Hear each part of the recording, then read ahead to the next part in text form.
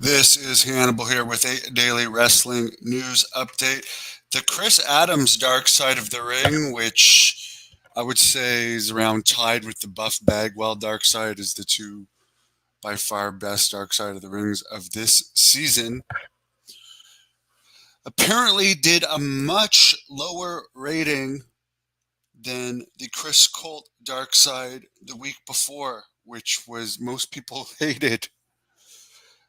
Now the actual ratings were not revealed by Meltzer. He just said that he was shocked that apparently Chris Adams, who's much better known than Chris Colt, did apparently the worst rating of the entire season. The only reason I can think that this may have happened is people were so turned off by all the pornography stuff in the Chris Colt one, which really was overboard and almost sickening to some point with how graphic the director was getting. Um, Maybe so many people were turned off they didn't want to watch the, uh, another episode. In other news, AEW has a big pay per view coming up tomorrow. They're in a 10,600 seat arena. They have about 6,101 tickets out in St. Louis. It's the Chaffeds Arena in St. Louis. So not a bad pre-sale for AEW. Someone was asking yesterday about where Riho is. She's in Japan till her work visa is renewed, and someone else was asking if Angelo Parker and Ruby Soho are legitimately having a baby.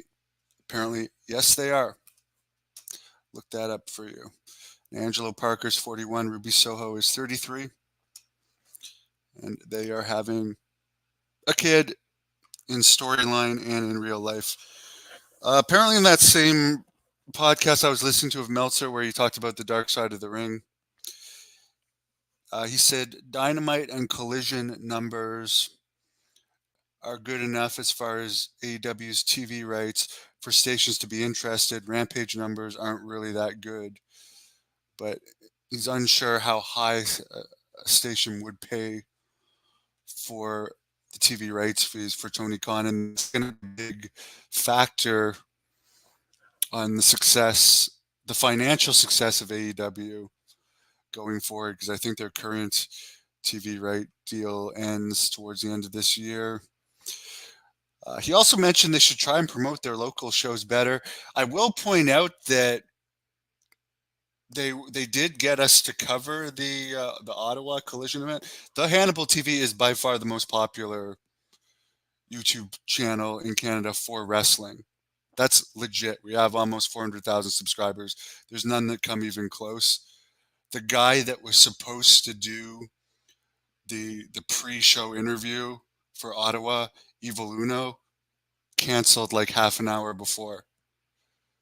So I mean, they canceled the pre-show interview. They didn't give us one for Toronto. I'm just saying, a lot of Canadian wrestling fans watch this channel.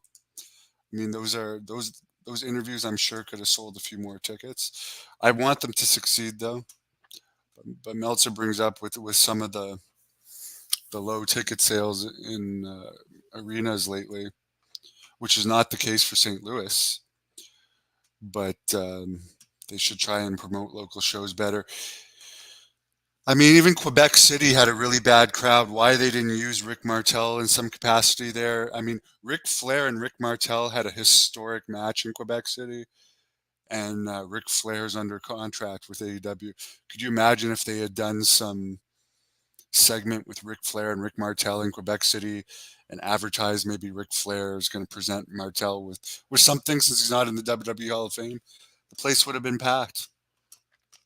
Apparently, Netflix people were at UFC 300 cage side, and Dana White was recently seen walking into the Netflix offices. So we know that TKO owns both WWE and UFC. Good chance there could be some interest in having UFC on Netflix as well. Kenny Omega has said in a recent Twitch stream that Rosie Ogawa, the guy opening this Marigold Pro Wrestling that's in association with WWE. According to him, he says stuff is going to come out about this Ogawa guy that he wasn't going to talk about, but it may affect his reputation. Of course, Ogawa is affiliated with WWE. Omega is one of the executives at AEW. So, but he also has contacts in Japan. So take that for what it's worth. I don't know anything about this guy. I don't really follow Japanese wrestling. Apparently, Eric Redbeard, who's 42 now, used to be known as Eric Rowan, has canceled all his upcoming indie dates because he has signed a contract with a company that he's not revealed. A lot of people think it's going to be part of this new Wyatt family that apparently Braun Strowman's probably also going to be a part of, Uncle Howdy, perhaps Matt Harvey, perhaps Alexa Bliss. But there's a lot of talk about this new Wyatt family post Bray Wyatt. Rodney Peterson, who got in a fight with Nate Diaz in New Orleans. Why Nate Diaz is getting in street fights, I don't know. Filed a lawsuit in the District Court of Louisiana, saying he suffered injuries to the head, neck, and brain, mental anguish, physiological distress, medical expenses, loss of income, issues with his wife, and other things. So, yeah, UFC fighters got to be very, very careful to not get in street fights. It's just not worth it. Not that Diaz is still in the UFC. And by the way, one other thing I'll mention about Chris Adams' Dark Side of the Ring. I mentioned this in my review of the Chris Adams' Dark Side of the Ring, that I think Chris really helped get Steve Austin over, despite Steve Austin bashing him. Like Adams with the gimmick with Jeannie Clark and Tony. I mean that put him on the map and got him noticed, which helped. I mean, he's one of the greatest wrestlers of all time. But a big shot to his career was the Chris Adams angle. So as much as Steve bashes him, and I'm sure he had negative experiences with him, not to mention it's the ex-husband of his one-time wife, he did really help get him over to begin with.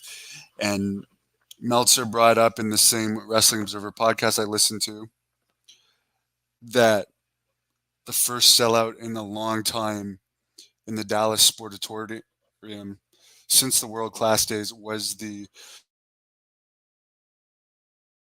CWA match that had Adams and Tony against Austin and Jeannie, and that was far after the glory days of World Class. Mike D, I would like a Headbangers interview, particularly since Violent J of ICP recently said that the Headbangers pretty much not necessarily shot on Insane Colonoscopy, but laid a bad beating on them on a WWE show. He also talked about Goldberg, and this was from Dan Severn's Unleashed podcast. The clips are on this channel. Go to unleashedtv.com for the full interview.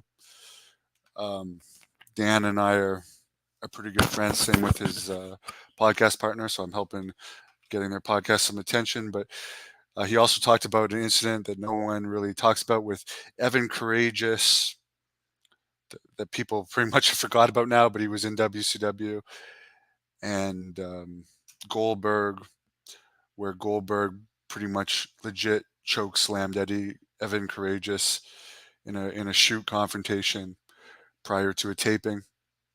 That must have been in the days before Tank Abbott got in 3 count. Because I know Tank, he did like his time in 3 count. I know he also liked Goldberg, but I wonder whose side Tank would have taken in that fight. But apparently it didn't last long, and Doug Dillinger saw it and didn't even interfere in it. Fish Stick saying my channel is over like Rover. Well, I'm just saying that it wouldn't have hurt since it is by far, like me or not, by far the most popular wrestling YouTube channel based in Canada, that, you know, if they had AEW guys on before Canadian shows, which it would have been a pleasure for us to have, like it would have helped get word out about those shows.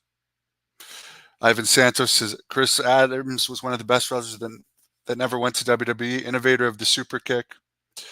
His personal demons definitely screwed him over.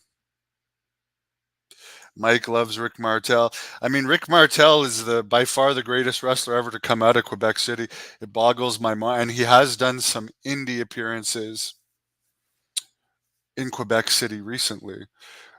I'm sure he would have done AEW for the right price, and it would have made a huge difference. DJ Monstrosity, my Saturday's going good. I'm about to go and do a leg workout in a little bit. Training has been going very well in preparation for me getting into the ring in Napanee, Ontario, June the 29th. Someone says, Kentucky loves you. Been watching for 9 years. Well, thank you. I appreciate that. I've liked my time in Kentucky. I did an OVW camp there in 2002. And I liked that your bars at the time were open until 4 in the morning. That was pretty cool. I went back to do the interview with Nova years later. Nice place. I've never been to Lexington though. I'd like to go to Lexington sometime. Yeah, Mike Paul Roma is going to be on that June 29th Great North Wrestling event. Have